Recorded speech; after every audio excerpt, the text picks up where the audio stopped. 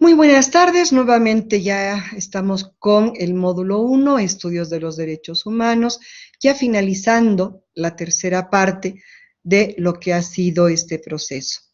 En esta parte vamos a hacer un resumen mucho más general de lo que es los derechos humanos, pero vamos a ver ya su relación con referencia a lo que es el Estado. Yo creo que es uno de los puntos fundamentales que va a ser el proceso que hace que vamos a tener nosotros como estudiantes del módulo en el desarrollo, en la elaboración del mapa conceptual, en lo que ustedes tengan del cuestionario. Vamos a tener en esta parte cómo el Estado se va a presentar en lo que implica los derechos humanos. Primer elemento. Los derechos humanos son los derechos de la persona a vivir conforme a su naturaleza y su comunidad con otras personas. Este es un señor que es parte de lo que es Naciones Unidas, Thomas Fleiner. ¿Y por qué lo pongo? Porque no es lo mismo los derechos humanos, no es lo mismo que se aplique aquí o que se esté aplicando en la India. Tiene otra forma de verse, otra forma de aplicación. La relación de los ciudadanos con el Estado es diferente. En Bolivia tenemos el privilegio de contar con una constitución política del Estado donde los derechos humanos son parte de ella. O sea, se ha constitucionalizado los derechos humanos. Y es por eso que también hay una responsabilidad estatal y obligaciones del Estado de reconocer, respetar, proteger y garantizar que los derechos humanos, si están constitucionalizados, que estos se cumplan, que estén presentes, que estén permanentes. Y es por eso que, si bien están constitucionalizados, no podemos olvidarnos que estos son universales, son integrales, son inalienables, obligatorios e inviolables. O sea, no pueden negarnos que tenemos derechos, no pueden decirnos que todos tienen el mismo peso, que no podemos decir que no tenemos derechos, que por lo tanto deben ser cumplidos y que rigen en todas las relaciones que se establezcan entre lo que es nosotros como ciudadanos y el Estado. ¿Cuáles son los ámbitos de aplicación? Los ámbitos de aplicación de los derechos humanos deben estar protegidos en el ámbito internacional y en el ámbito nacional. Por eso hablábamos al inicio, en uno de los primeros elementos que hemos hablado, es que hay un cúmulo de elementos, hay varios elementos que hacen a lo que es un cúmulo jurídico que hacen a lo que es la normativa de los derechos humanos. Y existe un pacto en la comunidad internacional para su cumplimiento. Ejemplo, la declaratoria de Beijing sobre en contra de la violencia hacia las mujeres. Ese es de cumplimiento internacional, por no decir mundial. Todos deben acatar, todas las instituciones que han firmado, todos los estados que han firmado la Declaratoria de los Derechos Humanos y el Convenio de Beijing, por ejemplo, deben acatar y deben hacer cumplir en sus propios estados. Generan responsabilidades. Toda persona debe respetar el derecho de los demás. Es algo importante en ese proceso, ¿no? Si tenemos nosotros una persona que no tenga nuestra misma cultura, nuestra misma forma de pensar o ser, hay que respetarla porque también ella tiene sus propios derechos. ¿Los derechos aparecen escritos? Sí. Tenemos un derecho interno, que es la Constitución del país, las leyes y reglamentos que garantizan y protegen los derechos humanos. Y hay juicios de los tribunales, hay una jurisprudencia que se va trabajando. Eso quiere decir que se aplica en el interior o al interior de un Estado. El derecho internacional, en cambio, son tratados y acuerdos internacionales, convenciones y pactos a los cuales el Estado puede suscribirse o no suscribirse. ¿De acuerdo? En el caso, por ejemplo, de la Convención de los Derechos del Niño, Estados Unidos no ha firmado ese convenio. Entonces, él no tiene esa obligatoriedad del cumplimiento del mismo. Nuevamente, y por favor, este es un tema que hay que analizarlo y trabajarlo, y será parte del chat, es el de buscar reconocer la dignidad de la persona humana. ¿Qué estamos entendiendo por dignidad? ¿Qué es la dignidad del ser humano? ¿No? Es el objetivo a alcanzar, pero ¿qué más? Es un valor que no es evaluado con relación a su utilidad, sino que tiene un valor porque es humano y por ende inestimable. La dignidad es inestimable. Todos los seres humanos tienen derechos humanos fundamentales por el simple hecho de ser humanos, no importando su condición, no importando su nacionalidad, su origen étnico, social, religión, género, no importando absolutamente nada. Aunque, nuevamente, los derechos humanos no son respetados en todas partes. Las personas que tienen una vivencia de derechos fundamentales, no necesariamente en sus naciones, en sus pueblos, los van a reconocer como tales. ¿De acuerdo? Eso es algo que hay que trabajar, que hay que buscar.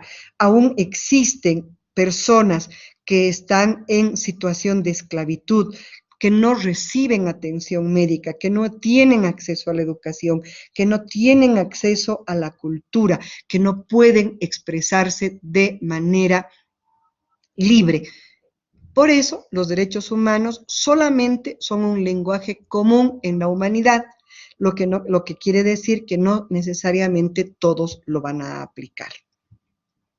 Las obligaciones de los estados es, primero, el de respetar los derechos humanos. Es decir, que no pueden interferir en lo que hacen a lo que el Estado te provee y que nadie puede interferir entre ese cumplimiento del Estado.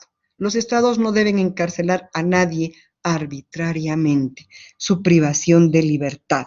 Los Estados deben, además, no pueden restringir de manera arbitraria el derecho a votar o al derecho a libertad de asociarse o de manifestarse.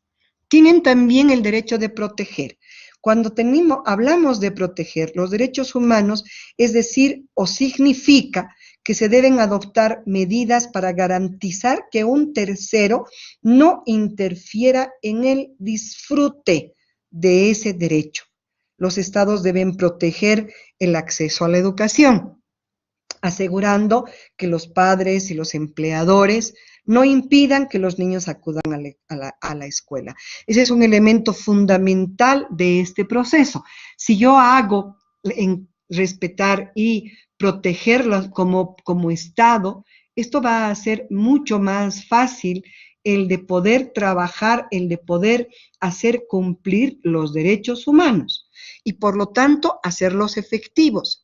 Y al hacerlos efectivos los derechos humanos, significa adoptar medidas progresivas que permitan el disfrute efectivo de que se trate, ¿de acuerdo? O sea, para la realización del derecho humano, ¿no? Al hablar de facilitar, nos estamos refiriendo que debe impulsar actividades que fortalezcan la capacidad de las personas para satisfacer sus necesidades. Por ejemplo, si estoy enferma, que se me pueda brindar la atención necesaria y requerida para tener todas las condiciones que el mercado me pueda suministrar servicios de atención sanitaria para curar mi propia enfermedad. La obligación de poner los medios necesarios. Estamos hablando de respetar, proteger y hacer efectivos y por lo tanto de poner los medios necesarios. No solamente quedarte en decir hay, pero no tener las condiciones de poder hacer que estos se cumplan o que estos estén. O sea, no puedo decir derecho a la educación cuando no hay escuelas. No puedo decir derecho a la educación cuando los maestros están mal pagos. O sea, tenemos que hablar que todos deben estar dentro de un proceso y por eso también, nuevamente, y reiteramos, los derechos humanos tienen un carácter progresivo en muchos de ellos y en otros casos son de carácter inmediato. Hay mecanismos de protección que tenemos los ciudadanos frente a lo que es el Estado, que este es un elemento que lo vamos a trabajar en esta tercera parte. El recurso de amparo, aquella acción que nos permite, que la Constitución además permite, conceder a toda persona detenida, presa o arrestada con infracción a la Constitución o a la ley que sufra de cualquier otra privación, perturbación o amenaza en su derecho o a la libertad personal y seguridad individual. ¿Cuál es el objetivo? Que el afectado que se ha llevado frente a un juez para que revise la legalidad de la privación de la libertad.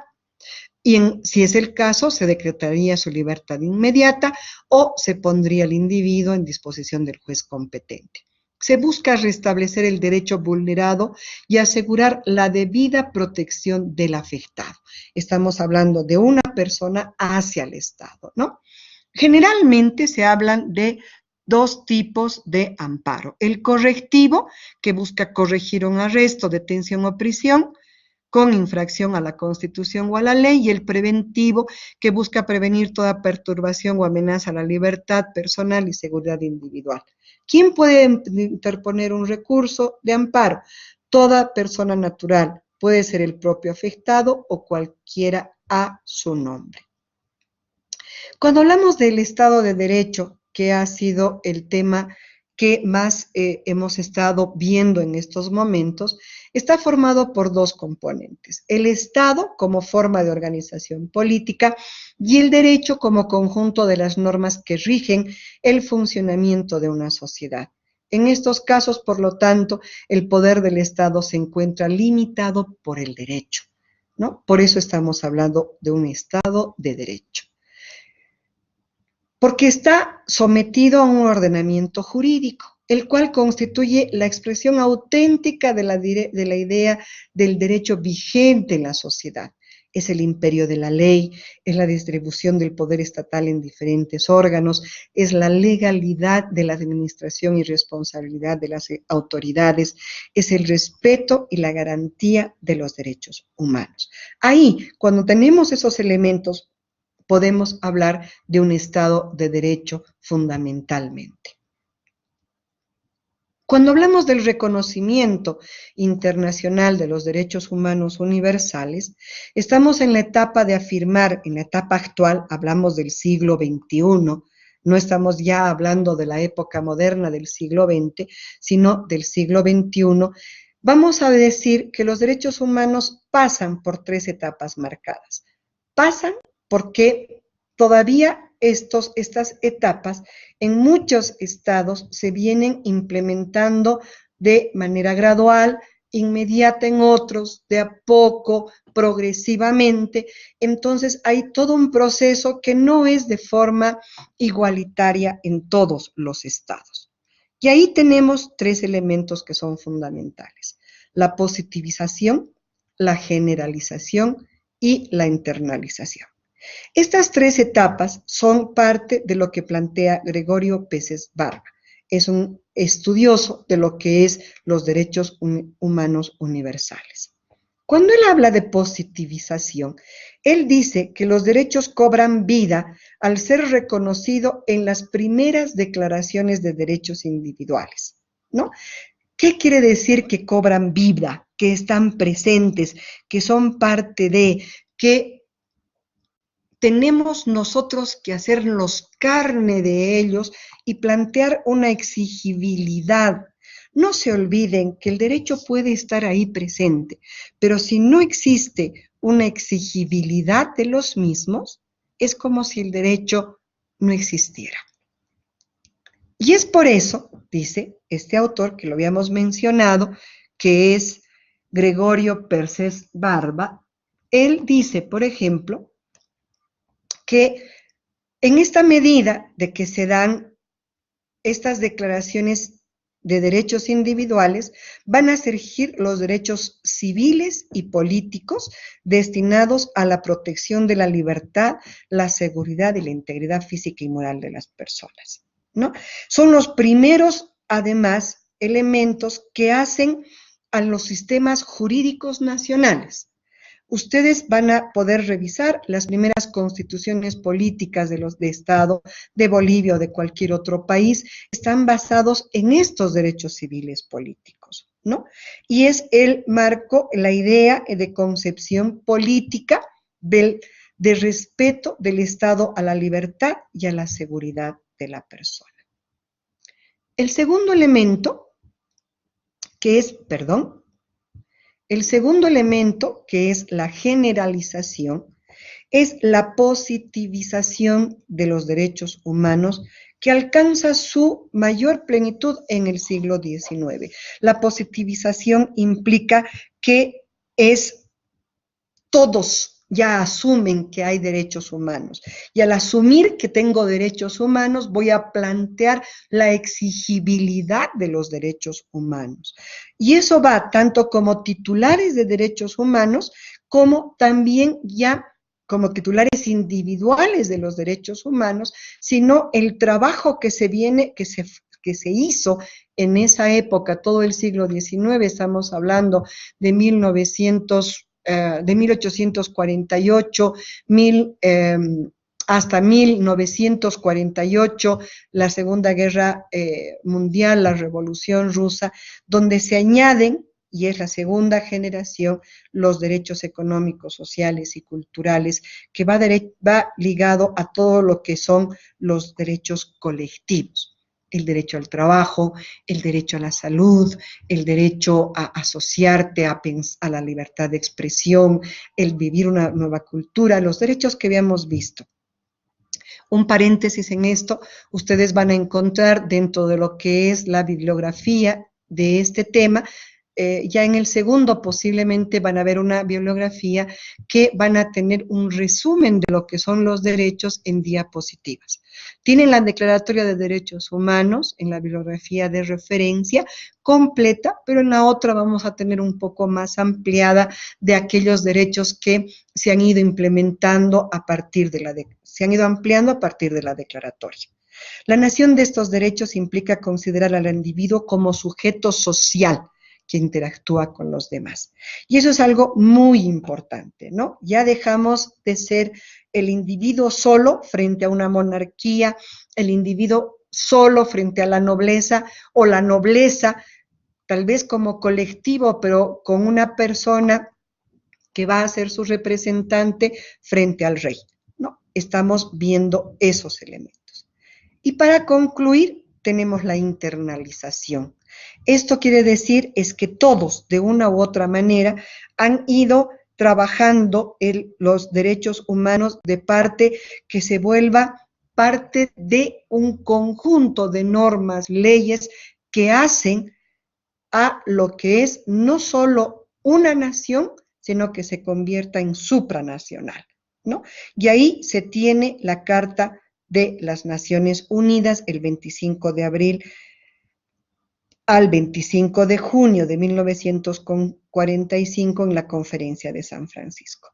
Y estos son los elementos que nos hacen. Este proceso que estamos llevando a cabo de positivización, de generalización, de internalización de los derechos humanos aún no termina. Se ha iniciado en 1948, pero aún todavía nosotros estamos avanzando hacia ellos. Recordarles nuevamente, nosotros tenemos los derechos humanos constitucionalizados, es decir, que son parte de lo que es la Constitución Política del Estado Plurinacional de Bolivia. Muchas gracias por su atención.